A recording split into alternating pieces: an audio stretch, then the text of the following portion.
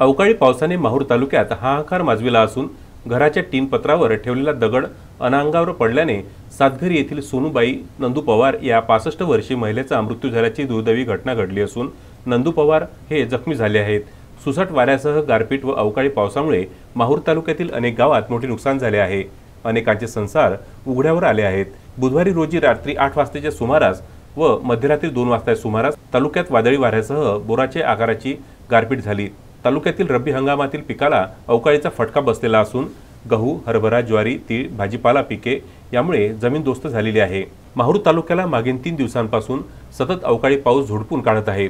बुधवार रोजी रात्री तर अवकाळी पावसाने शेतातील उन्हाळी पिके व कच्च्या घराचे प्रचंड नुकसान केले।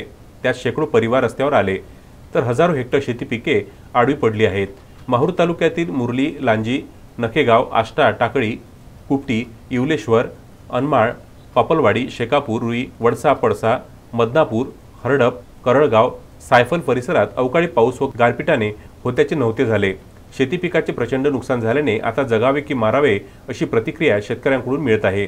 दरम्यान नुकसानीची माहिती मिळताच माजी आमदार प्रदीप नाईक हे विविध गावातील शेतीच्या बांधावर पाहणीसाठी व शेतकऱ्यांना धीर देण्यासाठी तहसीलदार किशोर यादव, नायब तहसीलदार डॉक्टर राजकुमार राठोड, तलाठी मंडळ अधिकारी यांच्या समवेत पोहोचले आहेत। यावेळी नगराध्यक्ष फिरोज दोसानी, माजी जिल्हा परिषद उपाध्यक्ष समाधान जाधव, सभापती दत्तराव मोहिते, लांजीचे सरपंच मारुती रेकुलवार, विनोद राठोड यांची यावेळी उपस्थिती होती।